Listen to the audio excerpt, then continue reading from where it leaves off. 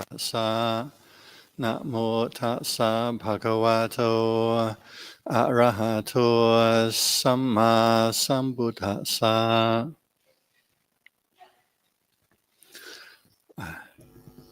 May I offer respects to our venerable visiting meditation master from Myanmar and to our director IBSC and to senior monks and nuns, Sangha, and fellow meditators.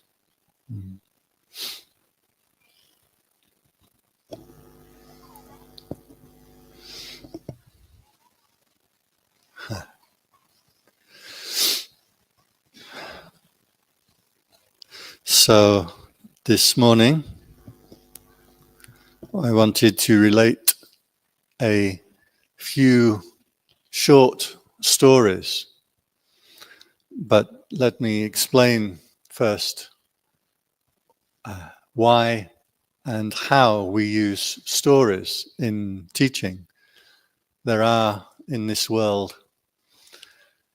three main ways of conveying messages or conveying wisdom,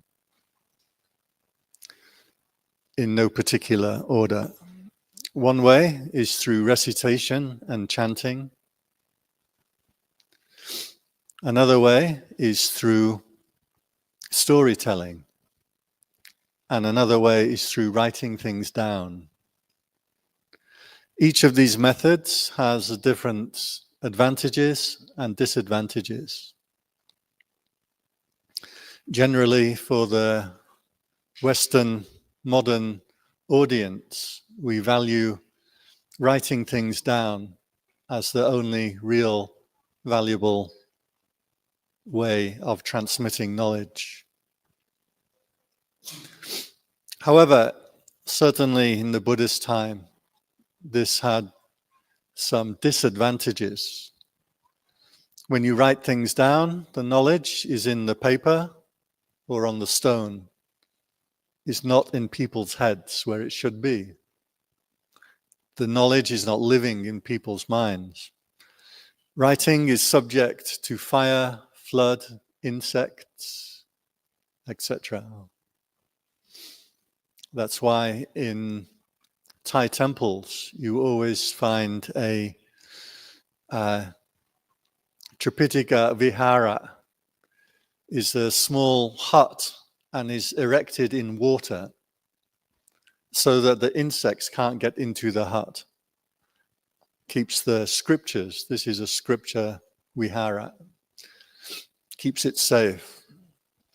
In the water underneath the vihara you have turtles. This is important because the stories I want to tell you today are about turtles or tortoise. That is writing things down as a form of record keeping. But also the written record can be changed. Somebody can come along later and decide, I think this is the wrong words, I'm going to change them and add in new teachings or different ideas. Second form of record keeping is recitation, chanting. So in the Buddhist time, this was the primary kind of record keeping. And the monks and later nuns would come together every 2 weeks on the full moon and half moon days and recite to each other the teachings that they had heard. After you had ordained, you would go and learn a particular set of teachings. It was called a vagga. It was a set of 10 or 12 teachings, usually. And you learn with other people, and you recite by heart. So every 2 weeks, the monks would come together, and each would recite their different vagga, their different teachings to each other. That's why the Buddhist teachings are very repetitive. So every group will have a good amount of the entire teaching. And that is what we still do today. Why we do chanting together brings us together and reminds us that we agree on certain common teachings and ideas. Recitation has the advantage that if you make a mistake, you hear your mistake, and so you correct yourself. If you make a mistake writing down, that written record now carries the mistake, and that gets copied and copied. So recitation stops mistakes. Also, recitation lives in the mind and the heart where it should be, and not on paper or stone. It's also very difficult, if not impossible, to change the teaching. If 10,000 or 100,000 people can recite a teaching perfectly, nobody can come along and change it.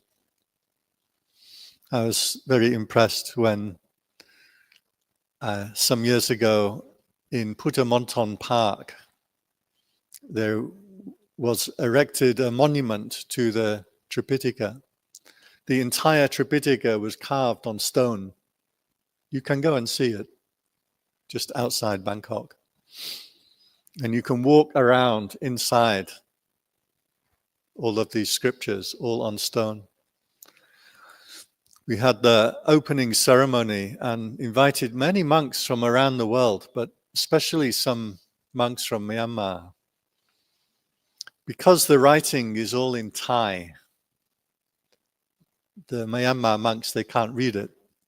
They have to believe us. This is the Tripitaka. They're not sure.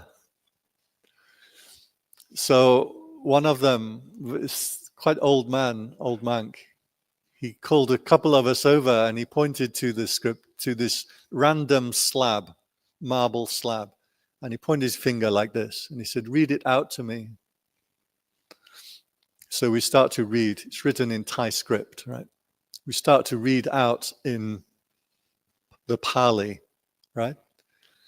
After about 10 words, he's like, okay, got it. And he recited the entire piece of stone like this. He knew all in his head, word for word, exactly what was written.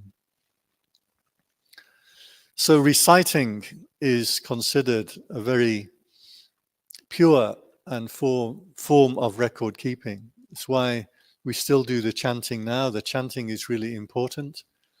Even Dhammacakka Pavattana Sutta, I can recite from memory by heart. I need some other monks maybe to help me, but I can recite it. I can recite this with monks from Sri Lanka, from Myanmar, from England, America. We all know the same sutta word for word. The third form of record keeping is storytelling. Storytelling is particularly powerful because you create easily remembered symbols and bring those symbols into your mind as characters in a story. And the characters in the story interact, usually in a funny or amusing way. Stories are easy to remember. They live in your mind, they affect your consciousness, and especially they're very good for teaching to children. So the few stories I want to bring up for you today are about the turtle. Turtle or tortoise, as far as we are concerned, the same thing. When the Western philosophers went to China, they saw several images of turtles. In one image, the turtle carries the world on its back. Have you seen this? You've seen this picture? You can look up on Google. Turtle carrying the world. And the Western philosophers said, if the world is sitting on the back of a turtle, What is the turtle walking on? They think they're very clever. The correct answer is the turtle is on another turtle, and his turtle's all the way down. Also, you will find the image of the turtle with the scriptures on its back. So what is the meaning of the turtle? Turtle has 6 limbs. Has a head, 2 arms, 2 legs, and a tail. Are they arms and legs, or are they all legs? I'm not sure. I think maybe has 4 legs and a tail. So the turtle has 6 limbs or appendages. So the turtle is a symbol for a human being and the human mind, which has 6 limbs or 6 avenues to interact with the world. We have the eye, the nose, the tongue, the ear, the body, and the thinking. These are the 6 ways in which the being can interact with the world. If you do not have these 6, you are not alive. Some people maybe only have 5 or 4, born without eyes or something. So when the turtle moves, it moves its 6 limbs. That is why the world will appear on the back of a turtle. When we operate through the 6 senses, the world appears. The Buddha said, if you have seen the arising of the world, you cannot deny the world is real. But if you have seen the cessation of the world, you cannot say the world is real. So this means when we operate in the world with our senses, we become engaged. We look around at the things we can see. We listen around the things that we can hear. We listen to chanting. We listen to Taylor Swift. We eat with our mouth, eat different foods. We feel with our body. And for most people, modern people, most of the time, thinking with the mind recreating ideas, thoughts, wants, objects. So what happens? Why a turtle specially? What special quality does the turtle have?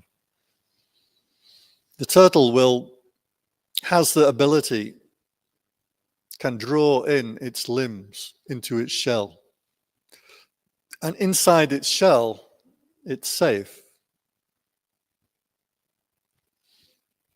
Has some disadvantages too. You know, a turtle can't scratch its back.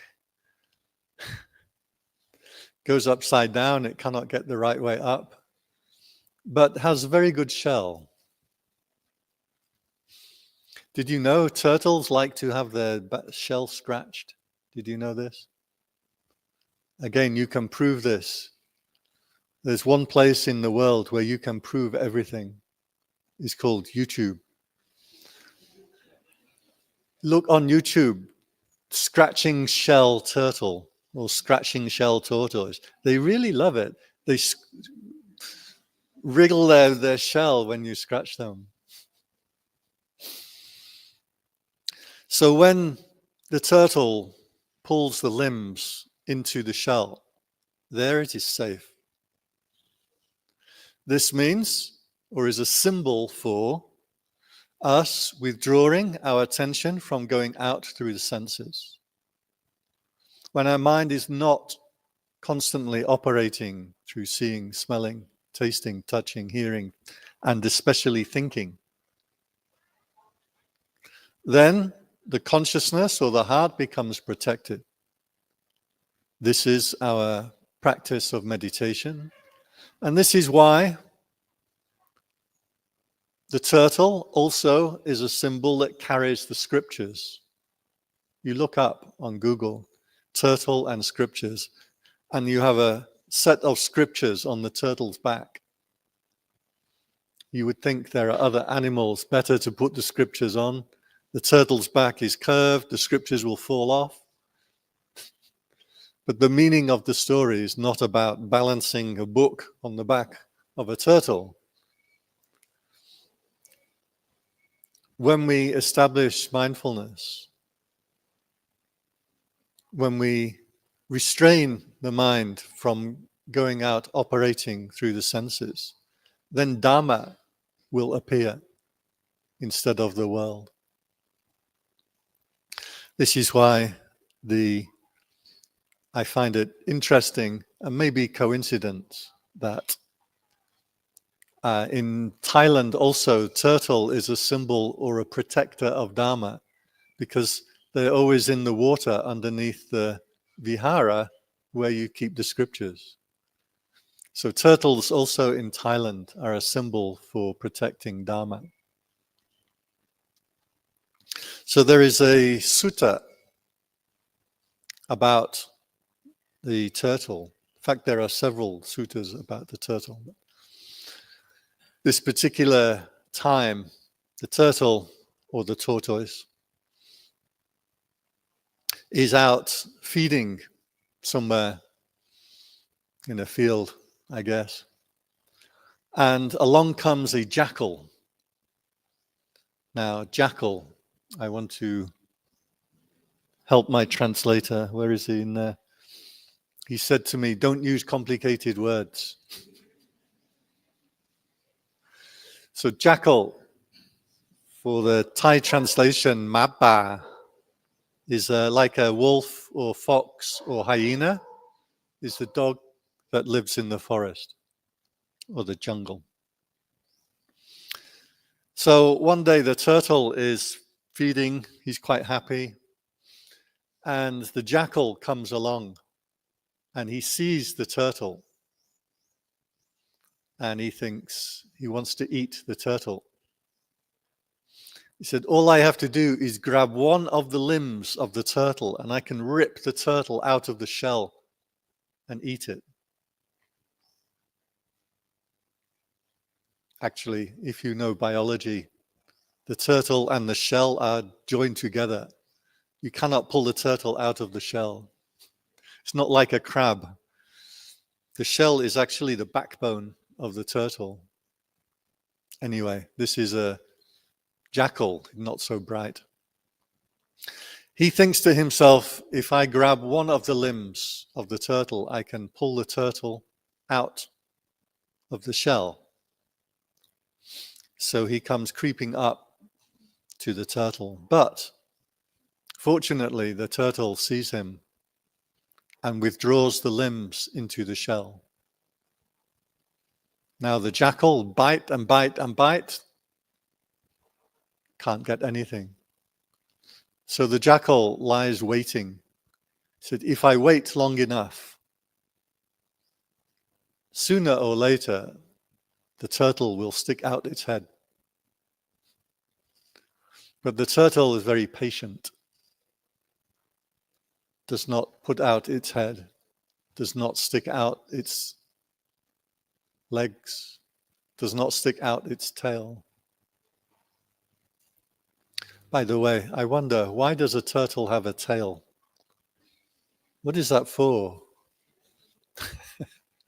I did ask somebody and he told me the turtle can in fact pull the tail inside the shell. So eventually the jackal does not have the patience of the turtle and the jackal goes away hungry.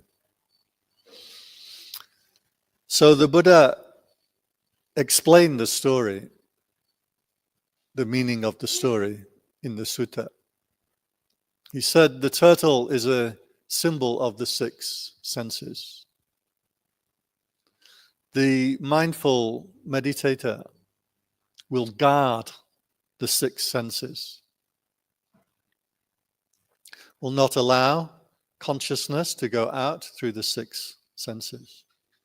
Or more specifically, will not allow consciousness to go out through any one of the six senses.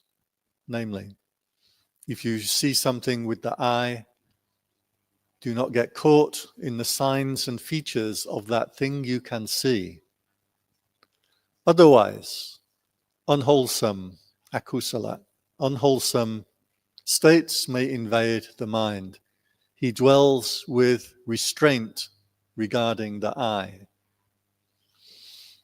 When he hears something with the ear, he does not get caught up in the signs and features and stories of that sound. If he does, unwholesome states may invade his mind. He dwells with restraint regarding the ear sense, the nose sense, the tongue sense, the body sense. Pleasant and unpleasant feelings will arise in the body. When these are sensed, he does not get caught up in the signs and features and stories of that sensation. He dwells with restraint regarding the body sense. And finally, the sixth sense. In Buddhism, we have six senses. Is the thoughts of the mind. When thoughts occur to the mind, he does not get caught up in the signs and features of that thought, of that idea. If he did, unwholesome states may invade his mind. So he dwells with restraint regarding the mind sense. So this is word for word what the original teaching says in the earliest record of the Buddhist teachings that we have. This is word for word the exact teaching. So it is up to us to learn it, apply it, understand it for ourselves.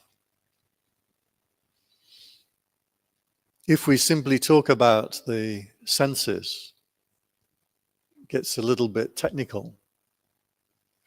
But if we talk about a turtle drawing in its arms and legs and head, is a symbol that's easy to remember, right? Something easy to bear in mind, a guideline for practice that is easy to apply.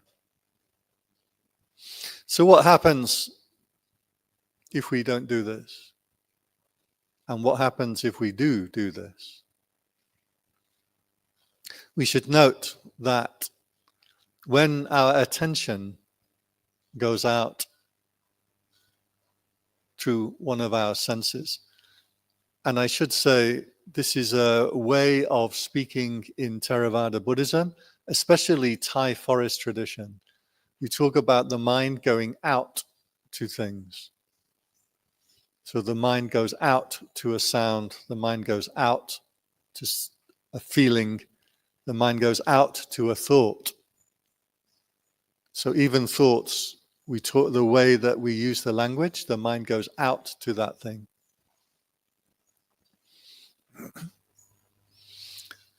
Then we should recognize there are lots of beautiful and pleasant things in the world in which we can engage. Some nice people to look at, some nice food gets offered. What happens? Your mind goes out. Take a look at the food. It's very pleasant. Huh? For me, I like potato. I really like potato. Not so keen on rice. I don't know why I live in Thailand. Rice every day, morning, afternoon, morning, afternoon. I see potato, oh, I'm interested in the potato. It hooks my attention. My attention then goes out to that object. I'm caught in the signs and features of that object. I like it, I want to eat it. Now I'm not sure.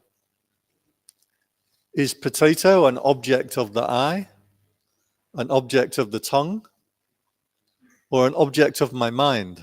Because I'm thinking about it. I'm not sure. But the turtle, remember, pulls in all of its limbs, not just one limb. So any which way I can note. Wanting, or liking, reaching,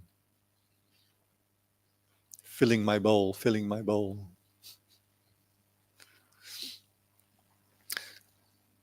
And so for the other senses, when you hear something you like to hear, somebody gives you a compliment,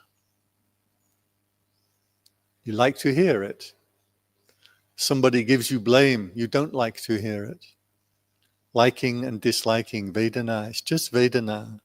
It's just this pleasant sensation, unpleasant sensation.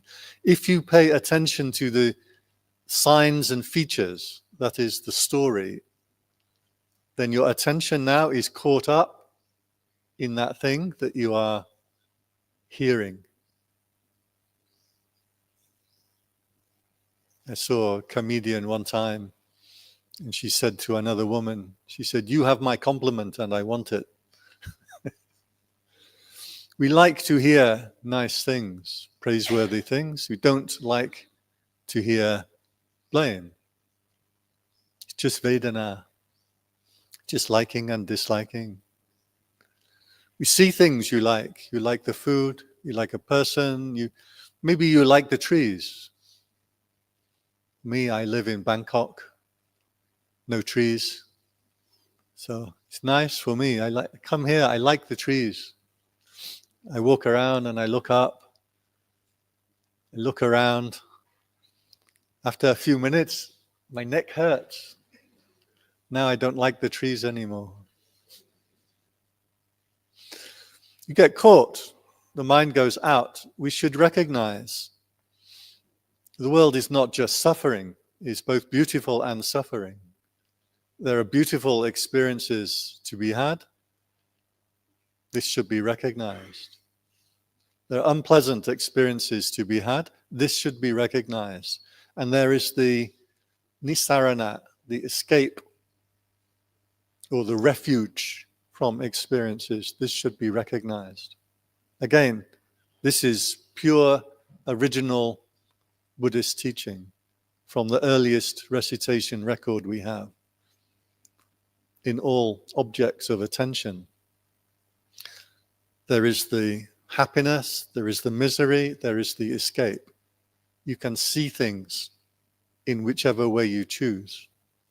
So be wise in the way that you apply attention.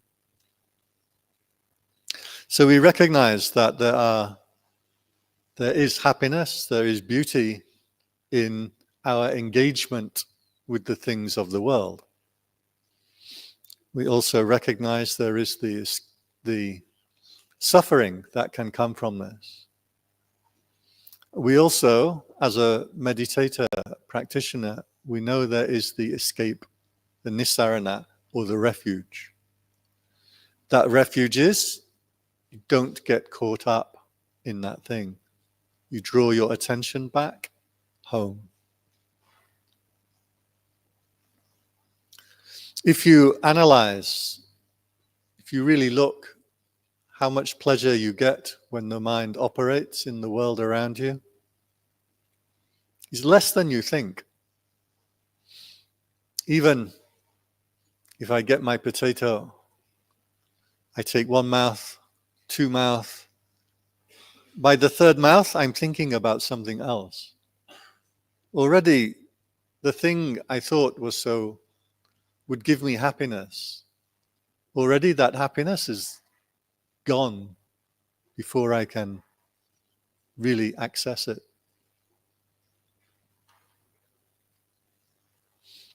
Sometimes when I come here, I get the gutti, it has the hot shower. I really like the hot shower. But this year I got cold shower. It's no good. I think I go home, go to Bangkok. Actually, in Bangkok, I don't have a hot shower. So if I get the hot shower, I can stand, I like it, I like it, I love it, I love it. For how long? 30 seconds, 1 minute. Then I'm thinking about, I need to shave my face, I need to clean, I have to go to chanting. Already the happiness has gone. If I ask myself, is my time here better with the hot shower or not hot shower? It makes no difference. Really. If you examine the pleasure and happiness that comes through your senses, it's really not as great as you thought it would be. It doesn't matter so much. It's just Vedana. It's just liking and disliking. I can give one example, a story, another story, because we have some Christian friends here, so I want to bring up Christian story. I think this is from the Old Testament. In the desert, it would rain, not rain very often, but when the rain comes, a lot of water. So how do you collect and keep the water? What they would do in the desert, they find a big rock, huge, huge rock, and they cut the middle out of the rock. They cut it down and down and down and down to make like a tank. Then when the rain comes, you can fill the tank and put the lid on the tank. You keep your water. It will not evaporate. Remember, they had no plastic bottles. They are environmentally friendly, sustainable people. The bigger hole that you can cut in the rock, the more water you can keep. But to cut the hole in the rock, you have to use the hammer and chisel, right? To chip away at the rock. The bigger the hole in the rock, the thinner the edge around the rock becomes, right? And you are chiseling. And if you are not careful, you will crack the rock. What happens then when the rock is cracked, the boulder? You can store water in it, but the water will leak out through the crack. These water tanks were called cistern. Cistern. For my Thai translator, it just means tang nam. Tam doi hin. Is that right? Something like that. So in this story, in the Bible, God says, these people and please, if I'm not remembering fully, don't blame me. It's a long time since I read this. I think comes from Jeremiah. They have carved out cisterns from rocks that have cracked and can hold no water. And they have ignored I, who am the fountain of life. I think I'm close, right? Close enough. So this symbol, if you picture the symbol, this is why we use stories. It's easy to say happiness from sense desire is fleeting. That's true. But does not affect the mind so much. If we imagine this big rock and they've tried to cut the hole in the tank in the rock and they've cracked it, now when they're keeping their water is leaking out. The meaning of the story is the cistern that holds the water is sense desire. If you rely on sense desire for happiness, that happiness is leaking out continuously. It cannot hold happiness for you.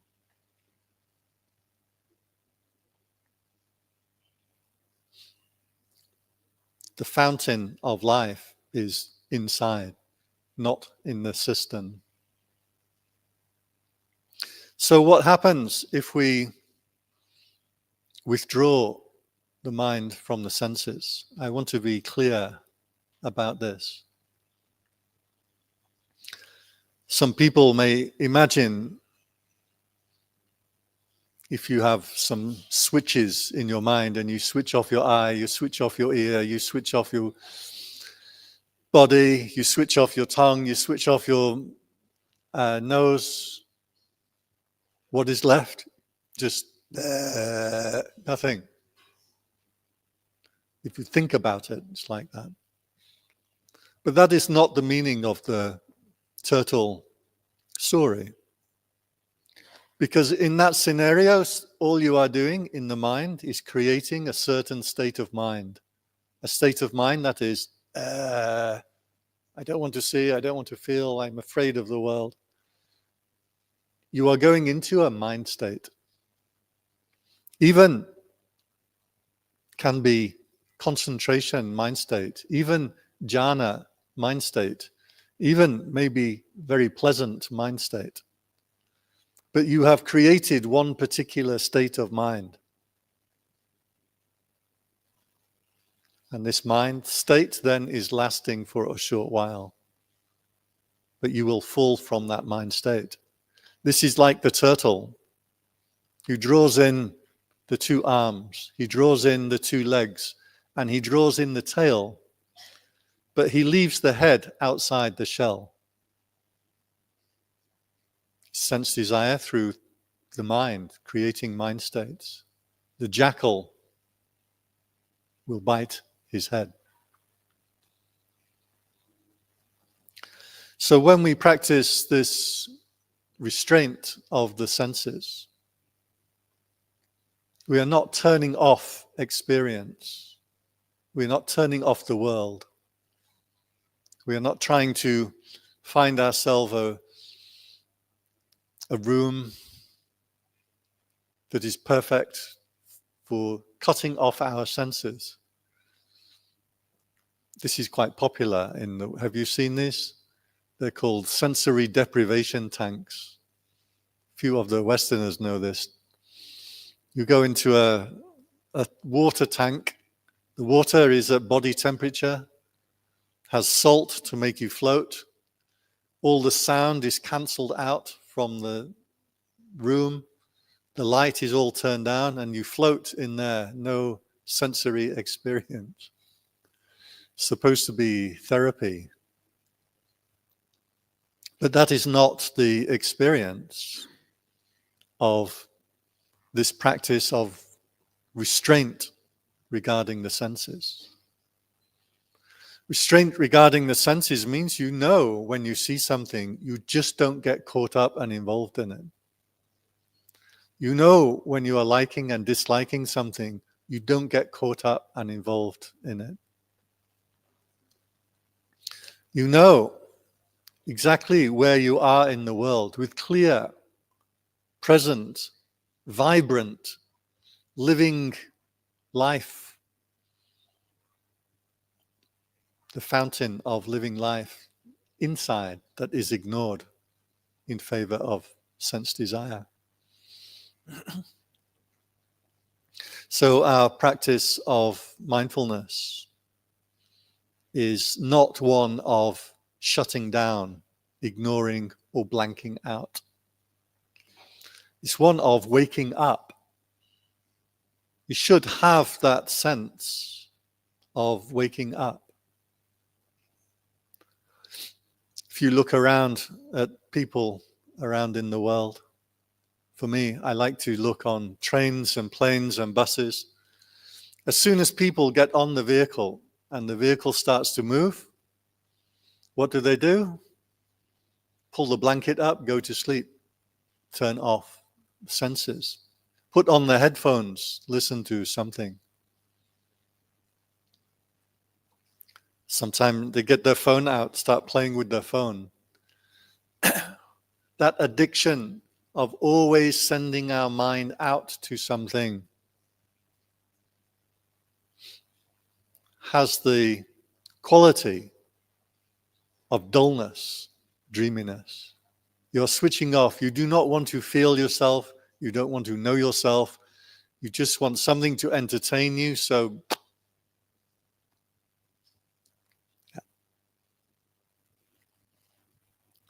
that's why we ask you, please do not use your phone on meditation retreat.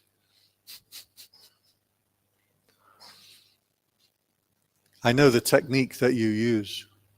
You bring an old phone and you give to the office. The new phone you keep. I was a student also. I know all the tricks. I know everything. But why? Notice this wanting to switch off by going out through the senses. This not wanting to know yourself, feel yourself. I do the same myself sometimes. I like to read books. Everybody in my life and around the world, they say it's very good to read books. I think it depends on the book. Is it a good book or bad book? Sometimes I like silly books just for fun. And what do? I pick up the book, I put my feet up, I'm lost in the story of the book.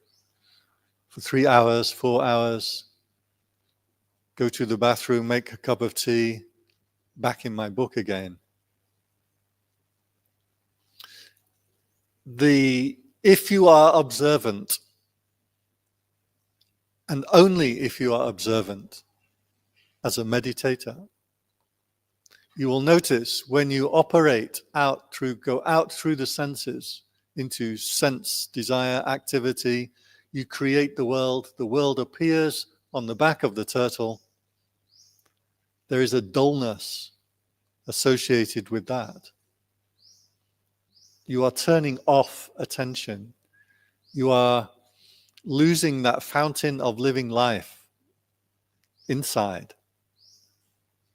And instead, taking the pleasure or happiness of the sense, but is dull, is continually draining away, will not give you proper happiness. The act of withdrawing from those activities has the feeling, experiential feeling of waking up. I notice this on the bus also. When the bus is getting close to the destination, what do? They turn on the lights to signal they are arriving. Then what happened? Everybody, they wake up, scratch their head, look at their phone, do something, start to move around. What they want is to not experience themselves. Now we get to the destination, they suddenly have to remember themselves. My students over in the other hall, the BA students, they do this every day until I tell them to stop. You know what they do? In the morning, as we're coming up to breakfast time, somebody goes to the back, he turns on all the lights. Make sure I don't forget, and breakfast is coming. So that moment when you break, when the attention is going out through the senses, in food, in friends, in conversation, in books, in phones, in thoughts, in dreaming, in sleepiness, that is dull. The moment when you bring your attention back, that is waking up. Experientially, you can feel it for yourself. This is not disputable. This is the way consciousness works. It's not religion. It's not philosophy. It's not a story. Anyone who pays attention to the way consciousness is working can observe this directly. So that feeling of waking up then, that is mindfulness. As mindfulness starts to resurrect itself, you should start to feel more vibrant, more awake, more in control. Doesn't get mentioned so often because we don't like the idea of controlling the world, but controlling yourself. I like the word self-possession. Self-possession means you are deciding what is kusala, akusala, right and wrong, not the things around you. You are not blown by praise and blame, success and failure, nice things to eat, bad things to eat, pleasant sensation, unpleasant sensation. If you practice mindfulness, you note liking, disliking, wanting, but always with a self-possession that gives you a self-control. The Buddha described mindfulness in exactly this way. He said, imagine a city or a town with a wall around it. In the wall is a gateway. In the gateway is a gatekeeper. The gatekeeper's job is not to run the city, is not to look after outside the city. The gatekeeper has the job. Let good people in. Keep the bad people out. Same as nightclub. You have the doorman, right?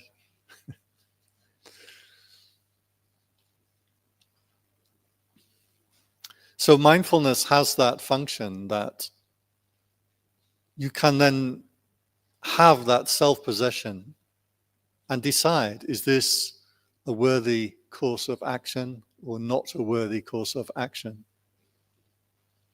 You want to come on meditation retreat, you want to study, get a degree, you want to be a better human being, you need self-possession and self-control. Those people who do not have self-possession, self-control are weak, are immature, are unreliable, and always unhappy. So I want to emphasize this point because the symbol of the turtle drawing in its limbs, one may think, well, surely life is not so good inside the shell. Surely life is better outside the shell, walking around. But that is not the meaning.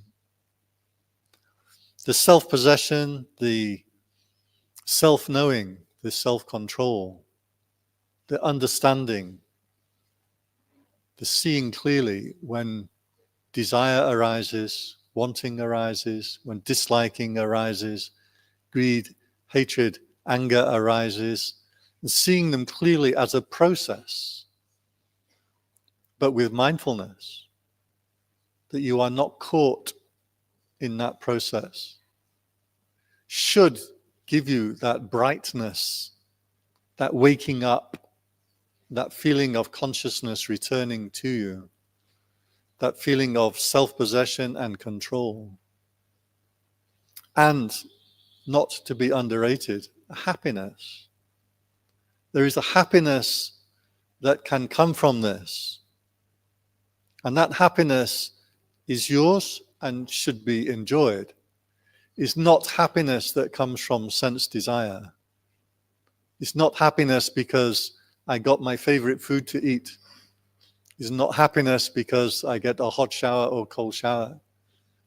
It's not happiness because I have my phone or I don't have my phone. The happiness that comes from mindfulness is stable. It's not like a tank that can hold no water. It's stable because it's not reliant on anything external.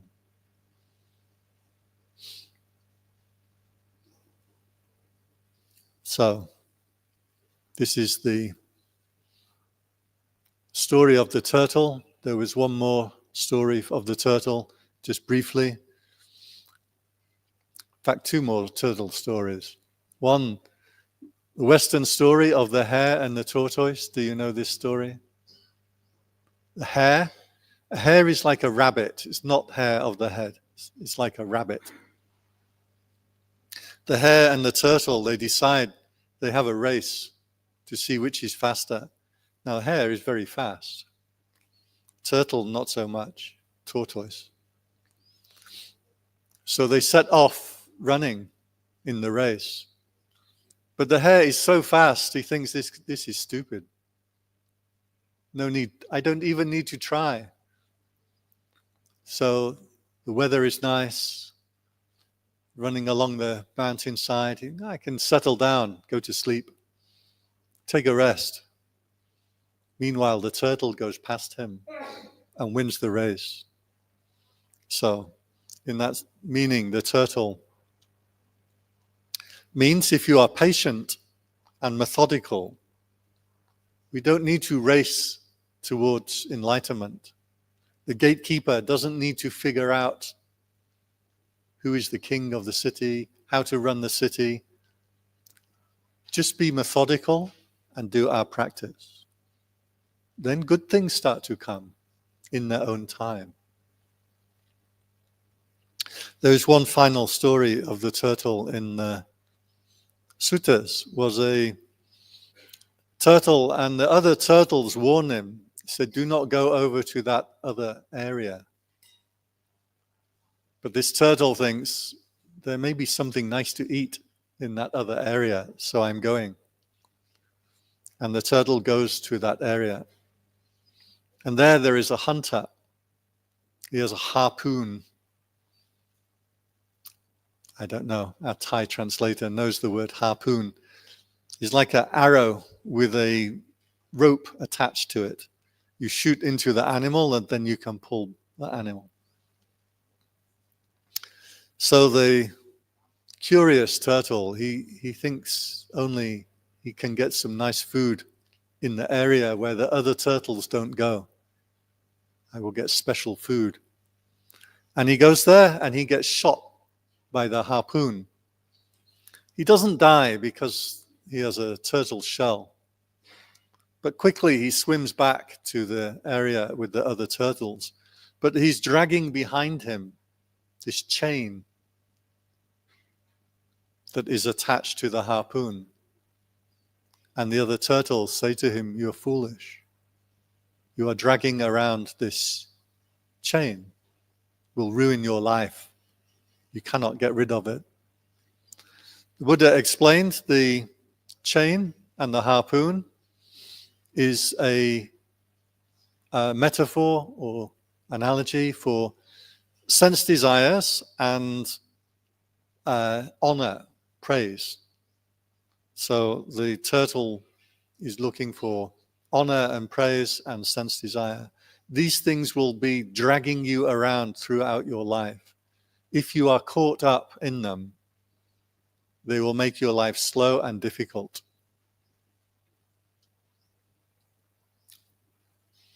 Anyway, so this is the meaning of turtles. I wanted to do the turtle talk today as something a little interesting, but as symbols that you can keep with you to help to guide practice.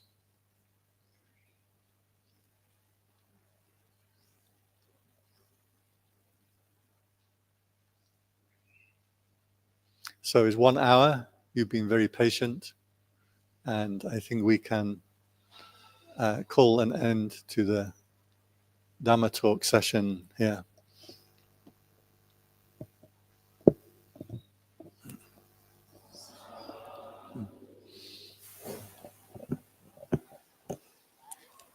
Anjali Vanta Apiva Anjali Vanta Apiva Anjali Vanta Apiva. So may you all have good retreats, make good use of your time, and further your practice.